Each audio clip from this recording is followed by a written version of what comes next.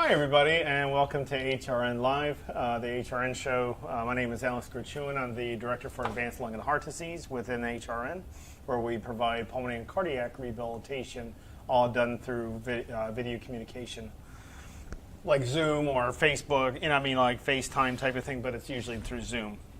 Anyways, so last week we had Dr. Shostak on. Did everyone get to see that? If you haven't seen that video yet, I would recommend going back and just taking a look at the other video before this one with Dr. Shostak talking about the lung valve specifically. And I want to bring up, because there were some questions that, there were some questions answered, but some questions were not answered on there. And I just want to reiterate something, is pulmonary rehab is mandatory. It's a requirement. It's mandatory. It should be done before and after, of lung valve placement. So when somebody gets, let's say somebody is a candidate for a lung valve, they want to, the facility would recommend, highly suggest and recommend they do pulmonary rehab before, and then they get the procedure and do pulmonary rehab after. The reason why Dr. Shostak, and as well as people that clinicians that work with lung valve patients, especially for implementations and utilization, is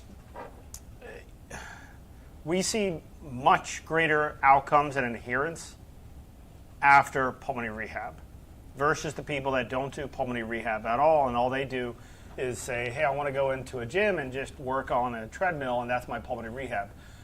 You have to understand what pulmonary rehab is. It's the rehabilitation of your lungs, not your legs, not your arms, even though we strengthen those sides up, sure.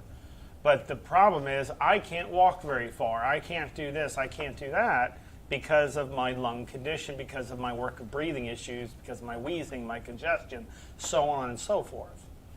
So pulmonary rehab specifically, and I'm stating specifically, should be lung recovery focused. Breathing exercises, respiratory muscle training, bronchial hygiene, lavaging, all these different types of things that we could be doing in pulmonary rehab that we do in pulmonary rehab should be utilized at all times. It should be done at all times. Depending on the person's complications. There is a person, and we'll say this person's name is Mary. There's this person, Mary, that started out with only doing about 60, 70 feet maximum on on her walk, meaning when she was walking, testing her walking, seeing how far she can go. She was always going to around 60 feet. And, let's say after 4 or 5 sessions in the program, and the person says to me or says to another clinician that, hey, I know before I was only going 60 feet, but I'm still getting out of breath at 1,000 feet. A lot of people probably don't understand when you get upset that you're only going 1,000 feet, when before you went 60 feet, but now you're only doing 1,000 feet. How many people in here would actually, if you were only able to do 60 feet, would take 1,000 feet any given day after 4 sessions?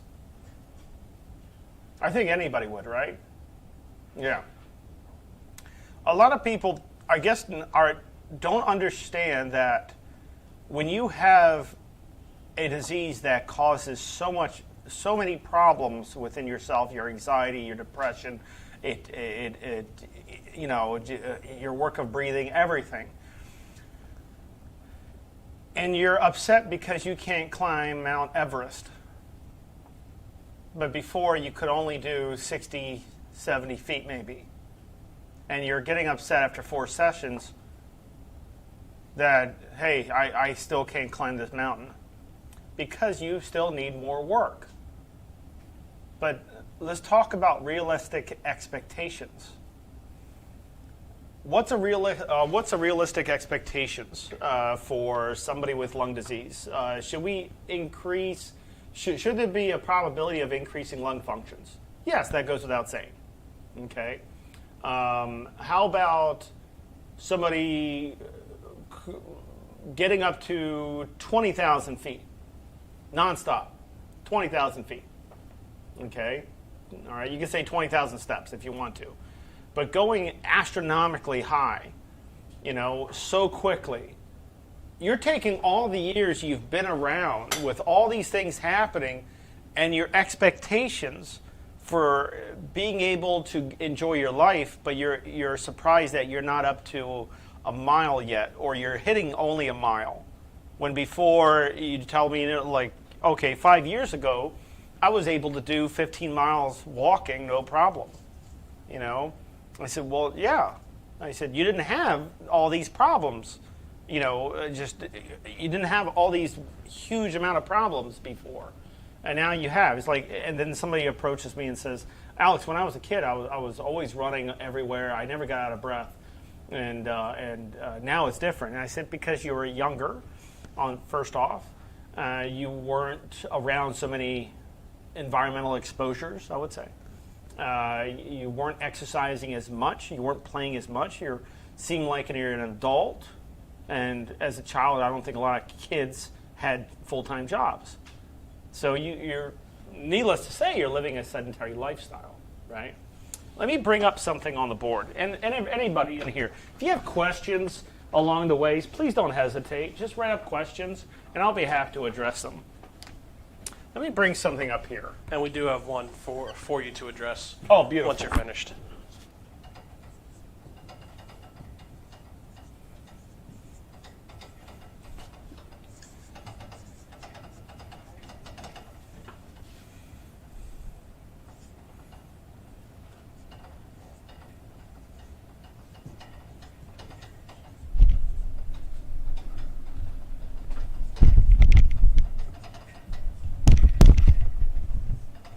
Okay.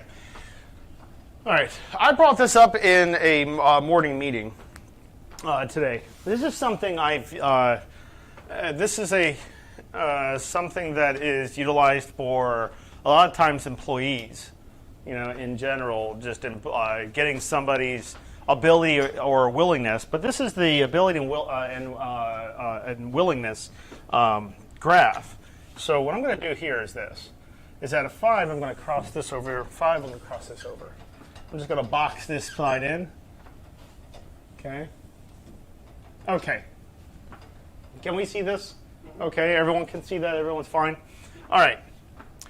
A lot of time, let's take a patient that can only walk, let's say, 60 feet. And the only reason why the person stops at 60 feet before they have to sit down and rest is because the work of breathing is very high. Their oxygen levels drop really quickly, or they go down to a level that they don't like. Like I said before, anxiety is a little high. But the person can only manage 60 feet at a time before the person has to sit down and rest. Okay, let's say the person is 65 years of age. Okay, let's say they have lung disease. Okay? All right. This person's ability might not be very high. Their willingness might be up here. Like they're willing to give it the best shot they can. Okay? This is something we commonly see in pulmonary rehab, where somebody's willingness to try to do whatever they can, but their ability isn't very far. What we need to do is get that person where their current ability is only maybe a 2, okay, but their willingness is 7, all right, a solid 7. What we want to try to do is get that person's ability to go up in this zone over here, where their ability is very high and their willingness is still pretty decent. So how do we manage that? How do we do that? How do we get somebody's ability to be higher, to be able to accomplish more? Okay, so we need a variable. We need a goal here.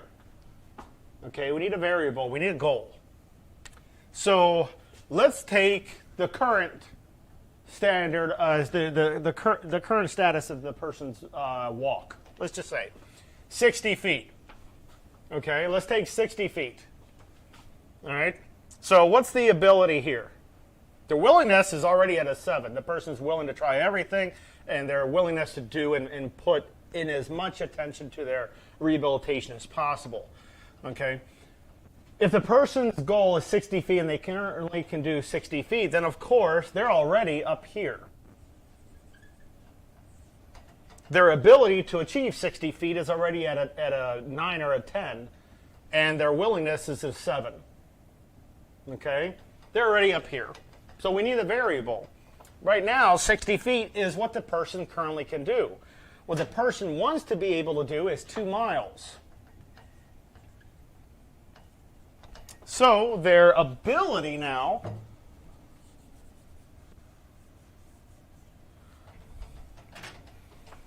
is probably over here. Their willingness is very high, but their ability is right here. How do we fix that? How do we get that person to go 2 miles without stopping? Well, let's take a look here. All right, anxiety might be high. Is this you maybe? So anxiety. We have to tackle anxiety. All right, work of breathing. All right, person's work of breathing gets too bad. Person stops every 60 feet, so we have to do respiratory muscle training. If they have congestion, we have to do some type of PAP therapy or bronchial hygiene to help remove congestion more easier. We need to pick up the person's lung volumes. Okay.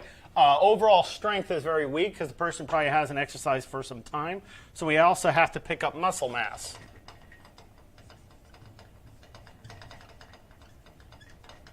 Okay, so if we could increase the person's lung volumes, which is usually always the case, increase the muscle mass, which is usually always the case, help with anxiety, with stress management, and this person's ability will go from here to a higher score. Okay, if I told you, people tend to look at heart disease worse than pulmonary. And I understand why, because you have a heart attack, you only have one heart, right? You have a heart attack and you want to, you're basically a ticking time bomb. It strikes fear into those when you hear you have heart disease. It strikes fear. When somebody has pulmonary disease, it doesn't necessarily strike fear for them. They don't understand that the heart can't work without the lungs. It can't, because the heart needs oxygen. And to get oxygen, the lungs have to work. The body needs oxygen. And if the body doesn't get a good amount of oxygen, of course we're going to have a problem. So we have to increase that, right? We have to increase that. And that's what we do. But the pulmonary and cardiac, that's why it's called cardiopulmonary rehabilitation. Even if you don't have heart disease, we're going to still work, I don't want to say work your heart out, but what we want to do is exercise your heart to help with your current exercise ability, maybe even your goals, right? So getting that person up to 2 miles after the lung functions increase, after the person's able to walk and breathe and understand how to walk and breathe, after the person's, it goes through, some increase in muscle mass, increase in lung volumes, increase in pulmonary function test, and that person's ability comes up. Their willingness might be very high, like they're really eager to get started and do this, but their ability isn't so great. So that's the common person we see. That's very common for us to see that. The person's willingness to do pulmonary rehab is very, very high, There are some cases where somebody's willingness and their ability is right on the corner. It's not very high. Their ability is not very high because the person is extremely depressed. The person's depressed, they've done this, they've done that, they realize that this didn't work, and they went to the doctor gave them medication, the medication's not working out as well as they would hope for, and then let's say you have a doctor that said, you'll never fix this problem. Well, that's going to put you in even a worse state of depression, because now you feel like no matter what you do, what's the point? It's never going to improve, okay? I hope everyone understands what peer reviews are. They're scientific investigations in regards to a certain subject to prove or disprove a certain hypothesis. So in this case, you take somebody who's very depressed, their willingness is very high because they're very depressed. Their ability isn't very high because they feel like that no matter what they do, they can't do anything, that nothing will improve. From everybody we've ever worked with went through some type of mental scenario, I put it that way, a mental scenario where they feel like no matter what they do, they should just give up. That this is lung disease just going to get worse. But you're looking at, people think, oh, pulmonary, I can put it to the side. Cardiac, if I have a cardiac disease, I need to work on it right now. Pulmonary and cardiac are in line with each other. One's not really superior. I can say heart disease a little worse, per se, because you only have one heart when you have two lungs, right? And by the way, for those that do not know, you have two lung lobes, but you don't necessarily have two lungs. You have three on one side, two on the other. They're separated by a fiber called, they're collagen fibers. They're called physiers. You can kind of see it on this lung. That line right here that separates the left segment to the right segment, and on the right lung, it's three sides on the right lung. But anyways, if I try to argue with this thing, I'm just going to put it down. So somebody's ability, like I said before, could be very, very high, but usually we see everyone who starts out here, usually here. And we have to work on those people. When working on those people, you're taking, let's just say the person's 65 years of age. You're taking all the years they've been around, 65 years, and trying to rehabilitate them in a week. It's not going to work. It's not going to happen. You will benefit from after a week, but sure. But you're not going to climb Mount Everest in a week. You have to be realistic. Okay? It's not saying you can never climb a mountain or you can't climb this hill. You have to work on yourself. You have to work on your cardio. You have to work on your strength and endurance to tolerate a high level of exercise, depending on the severity of the exercise. Like if it's a hill or a mountain, if you're rock climbing and stuff like that, it requires a lot of oxygen. It requires a lot of muscle, And if your goal is to do that, then of course you're going to have to tolerate more than probably 2 miles. You have to be able to tolerate a lot, But if you're realistic, let's say if your goal is to just live a normal, happy life where you can go and walk around the park, you can go grocery shopping, not using a mobile chair or anything like that, electric wheelchair or something, and just being able to walk and do grocery shopping and go shopping and things like that, or work on hobbies, gardening, raking leaves, shoveling snow, then you're in the right place. Once we get you up to a certain good standard to be able to do that, it's your call if you want to increase that toleration to a higher level. We get you up to so far. If you're trying to go up to an athlete and you're trying to join a marathon, then what you learn in rehab, of course, is going to be very beneficial to you because you'll learn how to run and walk and how to run and breathe and stuff like that, or walking and breathing. But once you enter into an athletic zone, or you want to get into an athletic zone, you have to train at an athletic level. It's not rocket science. You have to train at an athletic level. Okay? You can't cure a disease that's incurable, but you can't fix a problem in a week. You need to take more time out for yourself. And there are people like this where they keep wanting tests. They want test and test after test on themselves. They want to, okay, I think I have this. I looked at WebMD and I saw that I might have this. I want to get it tested before I do anything. I want to get it tested. That person most likely will be in the worst case scenario mentally and physically, because the person's ability and willingness to do anything is limited, because the person's trying to figure out what's wrong with them. They're constantly devoted into that research, but they're not doing any exercises at all. Well, Alex, if I do this exercise, it might be contraindicated depending on, I understand that, but you still have to be able to breathe throughout life. There's no foregoing it. You still have to be able to walk, to get up, to go to the bathroom and make yourself lunch or dinner or breakfast or something. Okay? You don't want to put anything to the side because you're trying to investigate something that you think there's no name for this disease. But you should also, everyone here should also know that these are all just made up words. You got to work on yourself. Every language it's a made up word. We all make them up. We say, all right, this is a cup of coffee. This is a cup of coffee. Okay, that's great. My point is that the people that try to investigate themselves, they never take time for themselves exercising at all. They'll just keep going to a doctor. Oh, I don't like your opinion. I'm going to go to another doctor. I don't like your opinion. I'm going to go to another doctor. And all in all, when they find the right doctor that gives them all the answers they want, they're at worst case scenario position in their life. Their anxiety is very high. The disease is almost end stage. They're pretty much about to,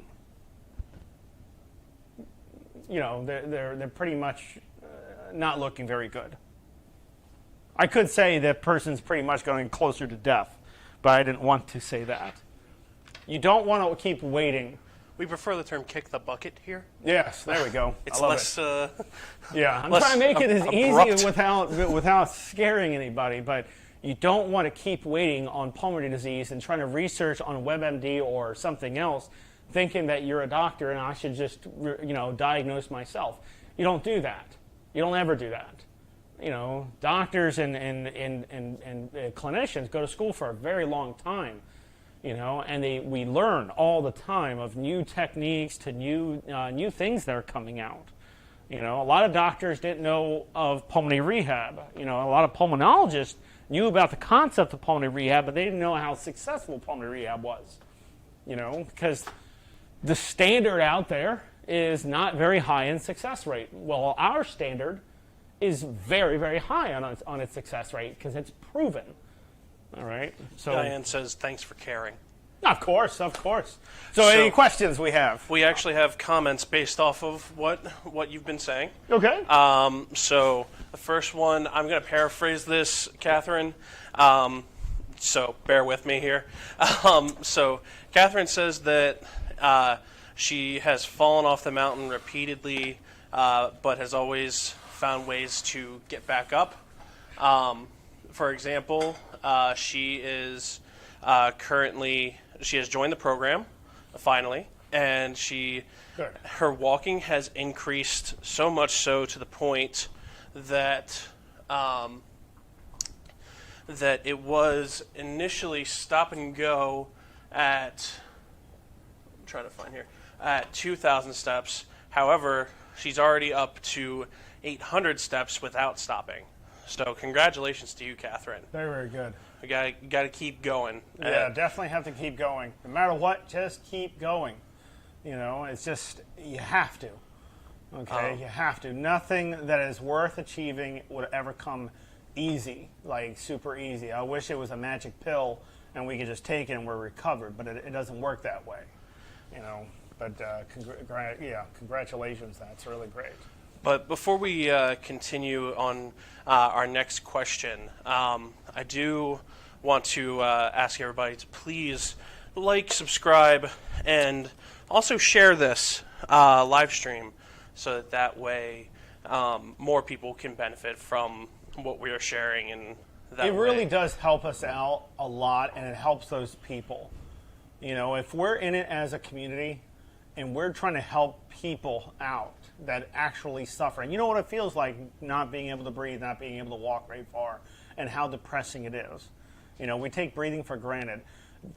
Sharing a video like ours, okay, to somebody, you have no idea what that would do for that person. That could even save their life. I'm not kidding.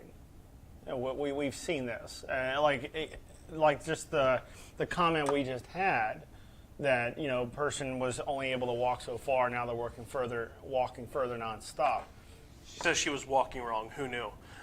It's not necessarily you were walking wrong, Catherine. It's just you were walking within your abilities. And yeah, just walking within your. Yeah, exactly.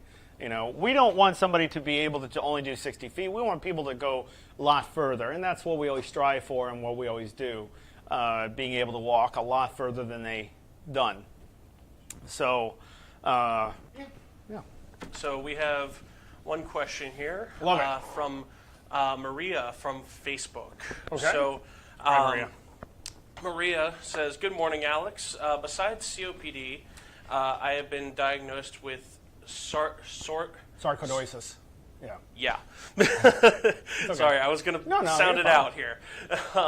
I have lost hope and was wondering if HRN would still be able to help me. Oh, of course. We work with patients like that all the time. So, yes, absolutely. Maybe for the folks at home that don't necessarily know what that is, such as myself, for example, because I had to look this up, maybe give a quick or brief explanation of what sarcoidosis is? Sarcoidosis? Yeah. Okay. I'm trying. I want you to look at, all right, so I want you to look at, it's easy to just to give a definition that can be rather ambiguous. Let's look at it like this, okay? There are two types of lung diseases, okay?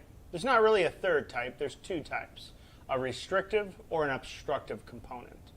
A restrictive and an obstructive component. Okay? Can there be a combination of both? Yes. But it's either one or the other. All right? A combination of, sure, of course that happens, but it's one and the other. So it's just either obstruction or restriction.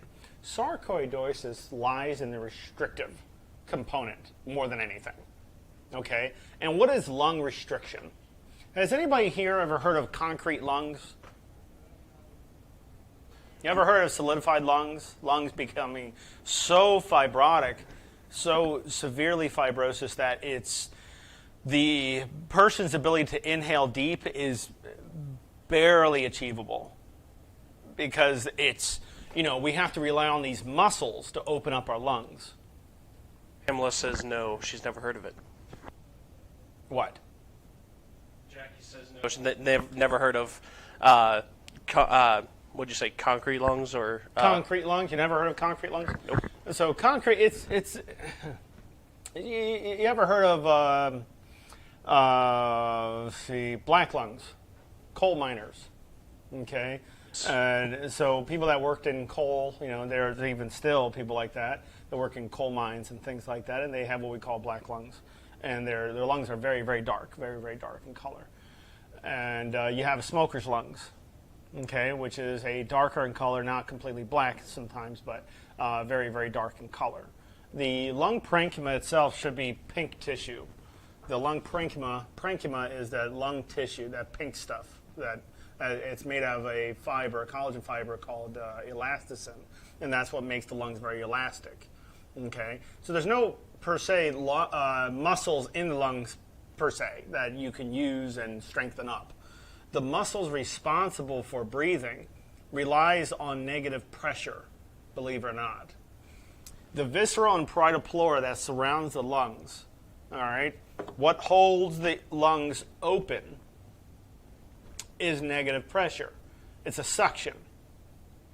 Okay, if I pop a hole into that visceral and parietal pleura, I'm going to allow air to come in. What will happen to that lung that's held open by negative pressure, not positive, negative pressure? As air comes in, the lungs start to shrink and collapse.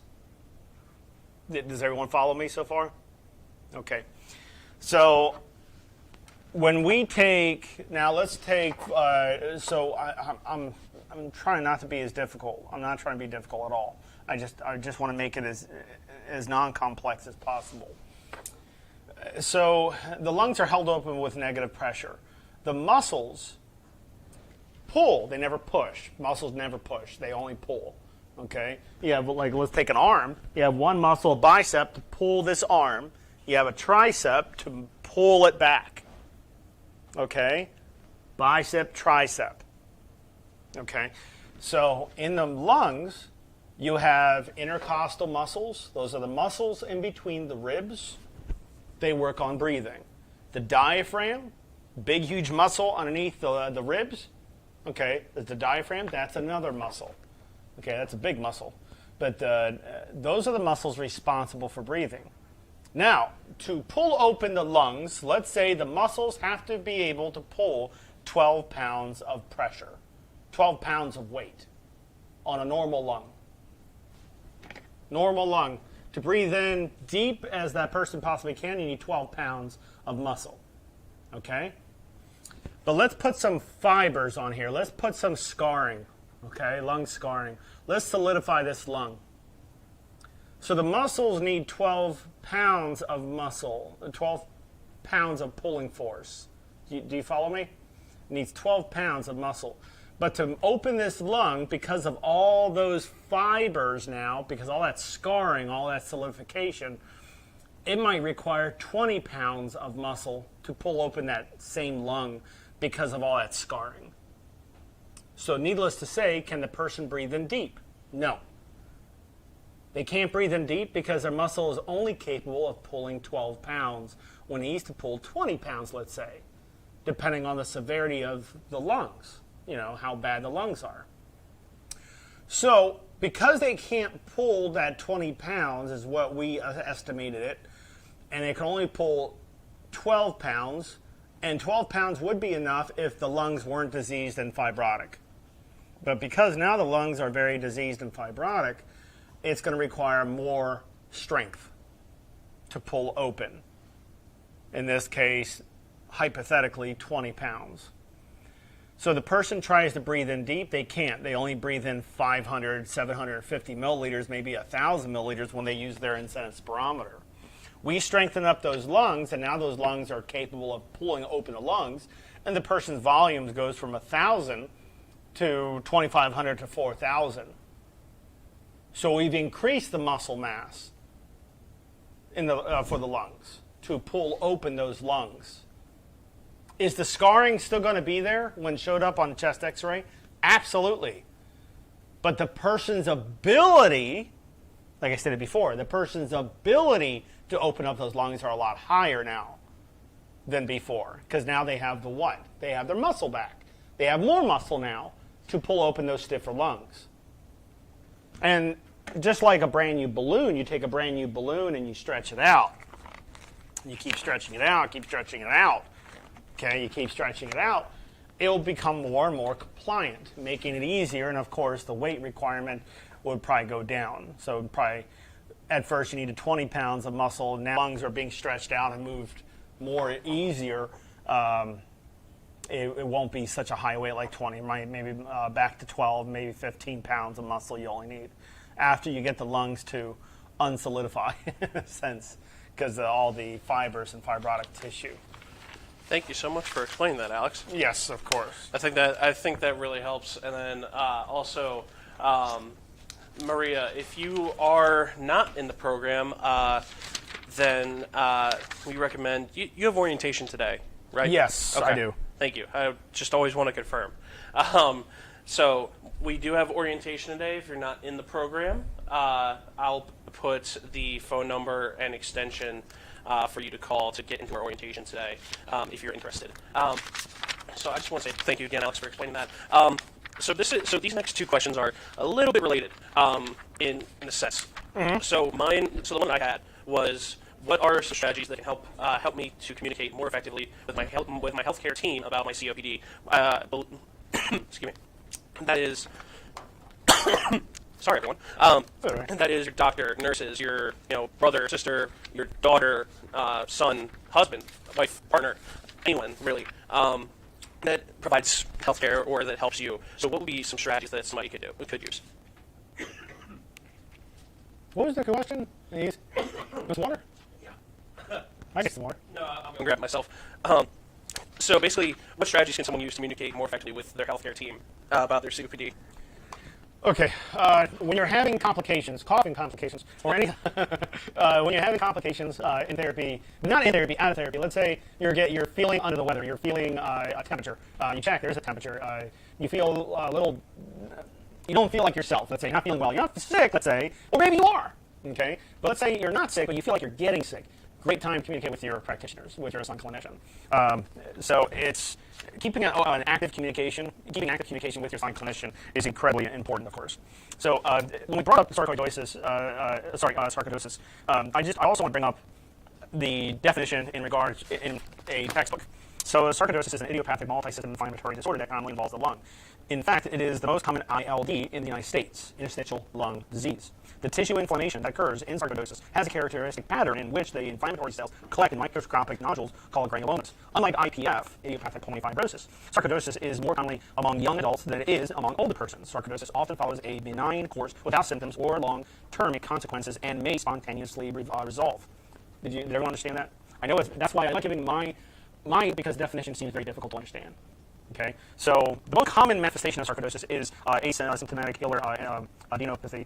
Less frequently, the chest radiograph demonstrates parenchymal opacities in the mid-lung zones that may be nodular, reticular, granular, or alveolar. All this means is that the solidification, in the sense, remember I was saying obstructive or restrictive. This is more a restrictive disease. Inflammation is going to happen with restrictive diseases. It doesn't, when we look at restrictive diseases, obstructive diseases, we just have to understand there's two types. Okay, sure, it can be a combination, but there's two types. Okay, you can add in inflammation, you can add in congestion, you can add in all these other things, but it's still just two types. Okay, an obstructive or restrictive. By knowing sarcoidosis is great, but how do you rehab it? Pulmonary rehab, when we work on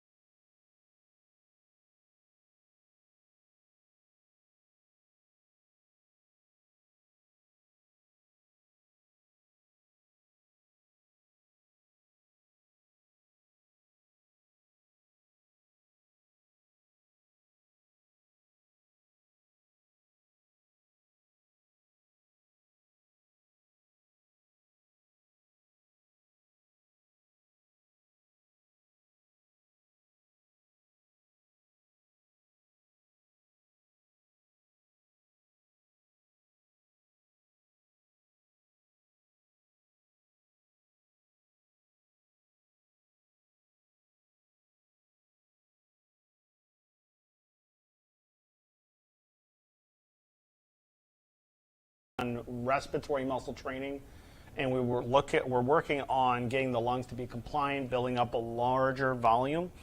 That's usually what fixes the problem. Does it fix the inflammation? Sometimes it does. There are some people that start out with 8 medications for their pulmonary disease. Some people like 4, 3 medications. And you usually see like albuterol, backdoor inhaler like Spiriva and Advair, or Symbicort or something like that in its place. But those medications don't fix the problem. They just help with the inflammation. But that person that takes, let's say, 8 medications, at the end of therapy might be only taking 1 as needed. Okay? You've worked the lungs the right way, the body will figure it out. The body will understand what you're trying to do. Like if I'm trying to walk far and I can't walk far, I'll work on my cardio to be able to be more capable of walking further, you know. But just because I get my legs stronger doesn't mean I'm getting my lungs stronger. So lung problem, I have to specifically focus on the lungs. So I just wanted to give this. Now the common thing, let me bring this up here. Pulmonary physiology may be normal, restrictive, obstructive, or mixed with a reduced DLCO. Does anybody remember what DLCO means? Like all in all, what does it mean? We can say delusional, and you know the dilution capacity of the alveolar capillary membranes as in regards to gases, but what exactly, you know, what is the DLCO? So let's take a membrane and let's take the lungs and go to one alveoli, just one, not an alveolar sac, just one alveoli. The membrane, okay, the tissue that makes up the alveoli, okay, there's capillaries that surround it. These capillaries are, you know, the blood capillaries, but they're capillaries, and the gases like oxygen or carbon dioxide have to transport past those membranes. So those membranes have to be very, very, very thin, semi-impermeable, very thin. If they get thicker because of scarring, gases have a hard time transporting past it. That's what makes up your DLCO. The higher the number, the better. The lower the number, the worse. Okay? The higher the number means gases are transporting it easily and readily, you know. But the ones that have a very low DLCO, like idiopathic pulmonary fibrosis, sarcoidosis, a lot of other things, have a reduced DLCO. It means gases have a hard time transporting past, and that person most likely would probably be on oxygen. And if they're not on oxygen, if it gets worse, which it will, if they don't do anything about it, then they'll most likely be put on oxygen, especially high flows of oxygen.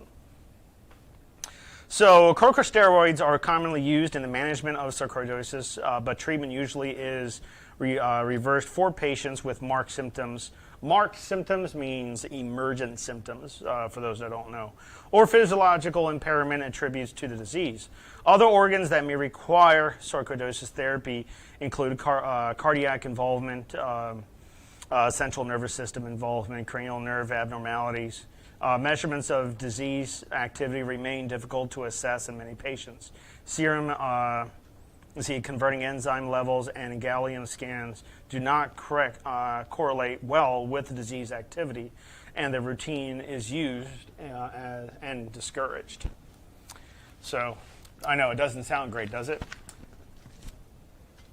But it's not. It's a disease. It's not meant to be wonderful in hearing, you know, especially when you receive the diagnosis of it. But you can improve it, and we improve it all the time. So you really got to get into therapy. You got to do this, because if it gets worse, it might be harder, and it will be harder to rehabilitate. Still rehabilitatable, but it will be tougher. Don't keep pushing things to the side as much as you can to just try to tackle the problem. Well, I make these lists sometimes, and I'm not sure if anybody does this. I have to have lists in my head. I have to have lists written down on paper. It's like a to-do list, but what I'll do is brain dumping. I'll dump every single thing in my head that's causing anxiety or anything that just pops in my head. I'll just start writing it down. Even if it doesn't make any sense, I'll write it down. Okay, I'll just start writing it down. Then I'll take apart and dissect that list to see which ones are priority, you know, which one's really in my head, and I need to tackle those things. My point is that let's say you have interstitial lung disease, you have COPD, you also have emphysema and chronic bronchitis, you also have sarcoidosis, and you also have this, and you also have bills you got to pay, you also have a job, you also have this you got to do, okay? And you know, you have this whole collage of everything that you have to do, okay? If you don't tackle that list, what happens? The list just keeps getting bigger. But as soon as you start working on that list, that's in your head, you start tackling your anxiety. You start, okay, I'm having a problem with walking, so I start working on walking. Now walking is easier. Now you're taking that problem that was on your list, that was in your head, when you were brain dumping, trying to release all these things that's making up your anxiety, onto paper so you can visually see the problem. And that list just keeps getting bigger and bigger. And then it goes into you go into a state of depression because it feels like it's unmanageable. And then your willingness isn't very high. Your ability is high.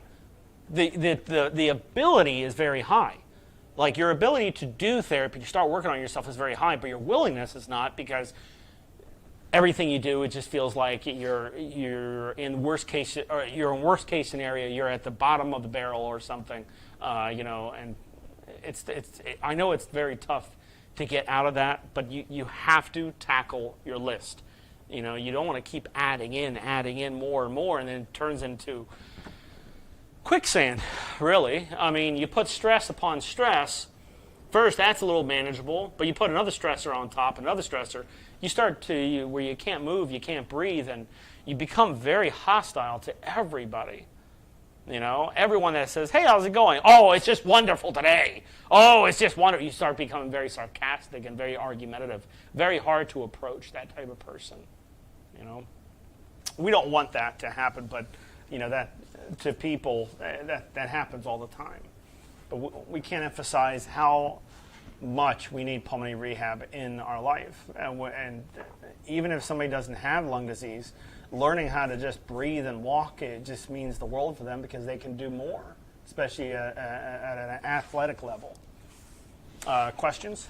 Yes, we do have a couple questions. Also, for anyone, we do apologize for the technical difficulties with the connection issue. That has been resolved. If ever in the future anyone has any issues, try refreshing the stream, and it might be on your end, might be on our end. So we're definitely on top of that. Yeah. So, and we took care of that. So. And don't worry, anything that you missed, you'll be able to rewatch, whether it be in a separate video on our YouTube channel or whether it be in the live stream itself after the live stream immediately finishes. Yeah, we're human. Well, it was an internet issue. So. Yeah. See.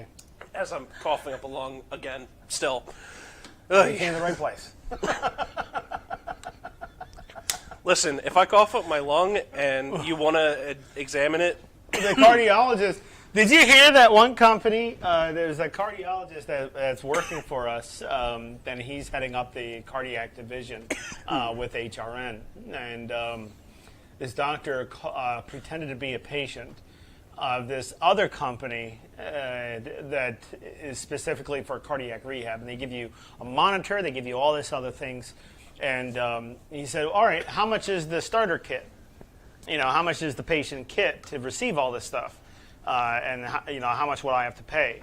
$1,250. That's insane. That is insane. So I'm getting choked up over it over here. Our cardiologist said, he said that it didn't chew him out, but he was like, that is completely unrealistic. And he's like, that's just what it cost, And he's like, HRN doesn't even get up to anything close to that. Like we're like less than $100 sometimes, for if somebody needed all the equipment. But most people have their own pulse oximeter and they don't usually pay anything out of pocket, But $1,250 for a patient starter kit was very unrealistic. And this company was doing that, and they're a big competitor, but I was like, how do you expect these people that can't afford these types of things being able to afford that on top of having, maybe copay or something? That's just absolutely ridiculous. And their answer was, it's a business. That's their answer. Well, I understand that. And you got to keep the roof over your head and stuff like that. I understand. But that's a little bit too extreme, And I was thinking they're probably trying to recover their loss. I'm not mentioning the company for legality purposes. But if you do, I'll just cough over. Yeah, just cough over it, exactly. I'm sorry. I have something in my throat. It's all right. It's all right. These things happen. Oh my gosh. Let's say any questions, comments? Yes. I'm doing the best I can over here. No, you're all right. Oh my gosh. Sometimes we get a tickle on our throat, plus it's fall season, so it might be little allergies, might be some dust, stuff like that. Yeah. But no worries. Actually, I do have one question. I'm not sure if you answered this when I stepped away. What's that? So, what strategies could somebody use to communicate more effectively with their healthcare team and their family about their COPD? I did mention it. So, anytime you're feeling sick, under the weather, anything like that, you always want to communicate as effectively as possible with your healthcare provider. So, if you're feeling not well, I know a lot of patients don't like to disturb their doctor. And that's the worst thing you could ever do because that's what they're paid to do. That's what they're there for, is not to be disturbed in a sense, but to help. Okay? They're there to help, and they should be readily available to be to help out with anything you might, you might find to be a complication. But communicating with your healthcare provider is the best strategy of anything and everything that's going on. Just things that in relation to your rehabilitation. Well, I can't think of that because my anxiety is very high. Well, what's going on? Has something happened? Oh, just talking to your healthcare provider will mean all the difference in the world. If your healthcare provider doesn't want to listen to you, then you might need to choose a different healthcare provider. But talk to your healthcare provider. Talk to them. He or she will know exactly what to do, especially when they care about you. Okay, and you'll be amazed of how many good doctors there are. There are a lot of good doctors out there. And there's just a few that are a little bit overworked, I think. And they're not putting in as much. And there's some that just want to collect the paycheck, But that's in any field. Yeah, but that's not every doctor, Well, what was it you always mentioned? No, bug them. That's what they get paid for. Yeah, bug them. Exactly. You have to, If you keep everything the same, there's no changes. If you don't say anything, the issue still is not resolved. So to resolve the issue, you have to take action for yourself. Rita, I'm trying to hack this up. I really am. She said cough like you have a fur ball. I'm like, I am coughing like I have a fur ball. I'm trying. It just won't sound pretty on your end, guys. It really won't. I'm so sorry. So I'm going to set you up with this question, then I'm going to go figure myself out. What do scents do for your lungs? This is from Diane from Facebook. For what? Scents. So I think she means Diane, do you mean like incense sort of thing? Oh, just scents in general? Yeah, like perfumes. Perfume and stuff? Smells. It doesn't...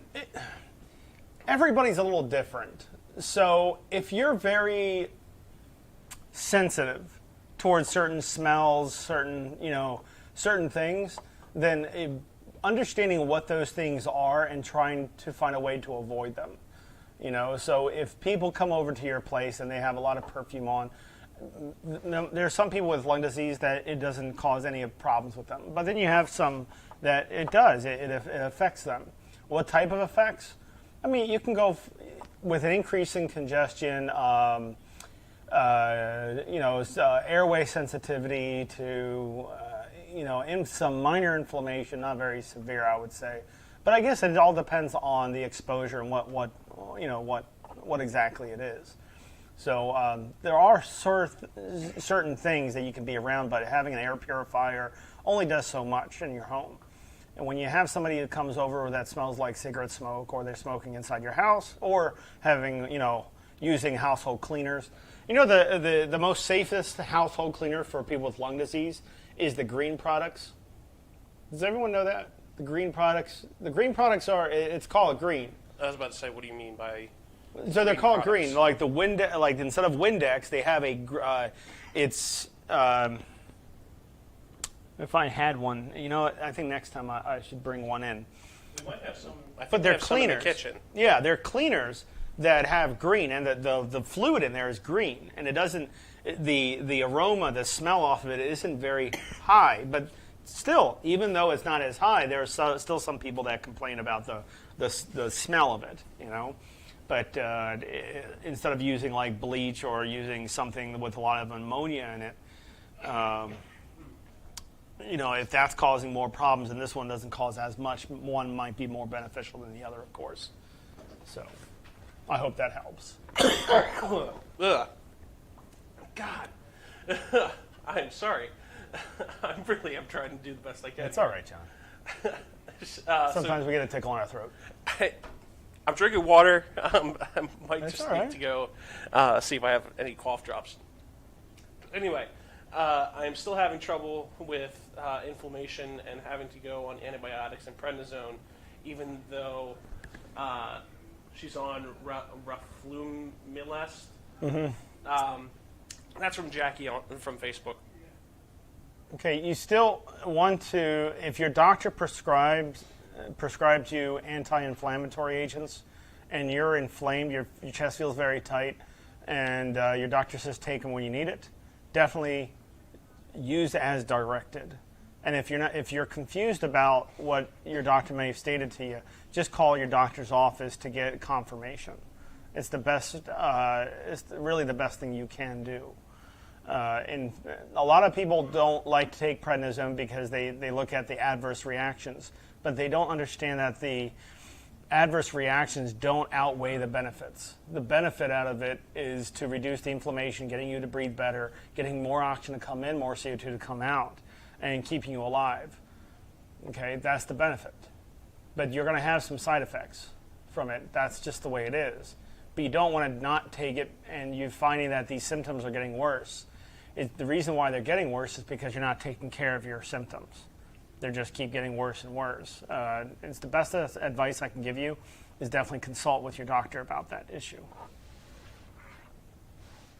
And I'm not trying to lay it to your doctor all the time like saying, oh, it's your doctor's problem. Everybody's disease is different. Everybody's symptoms are different. Everybody's. Two people with the same disease will never, ever, ever be identical. Take it from me.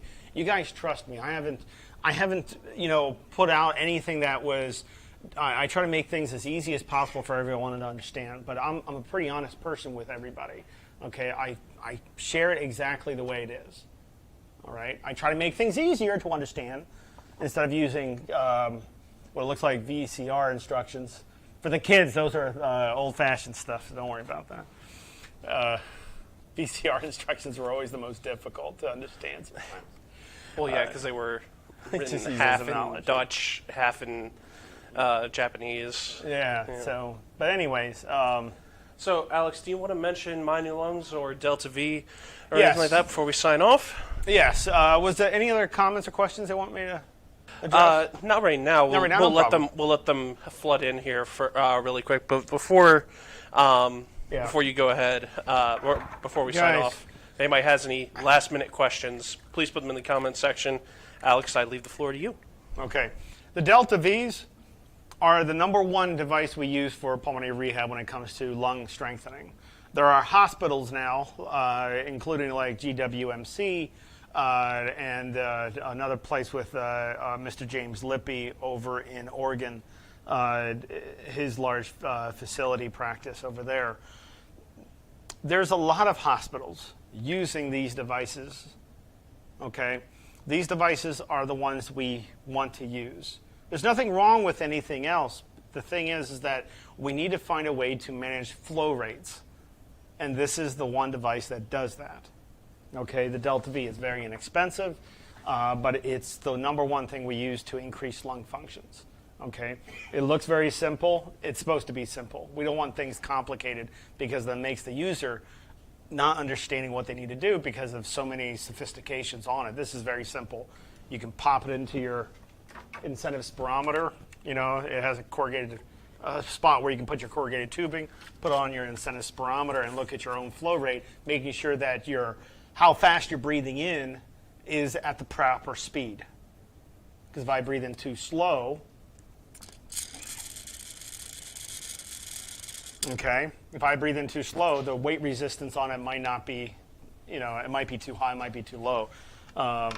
So that's the reason why we use the Delta Vs. We're going to be doing a lot more Delta V videos on My New Lungs. So on My New Lungs, we also have My New Heart that's coming out pretty soon.